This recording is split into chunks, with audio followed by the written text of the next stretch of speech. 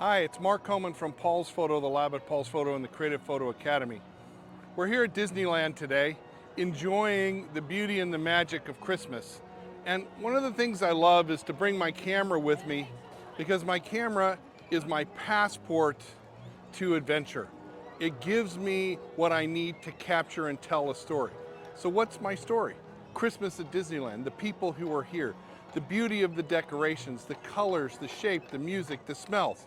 Now, how do you capture that with your camera? You make a blend of bigger pictures, medium pictures, and details. You bring them all together. So what do I got? I've got my Nikon Z8 with the 24-to-120 lens. I've also got my wide angle lens and my infrared camera in the bag, but I really haven't found a use for them today. Everything is with one camera, one lens, just like I do when I'm traveling. So I'm gonna go out, have fun, make some pictures, and then share them with you, because that's what photography is all about. Merry Christmas to everyone. Get out and let's tell that story.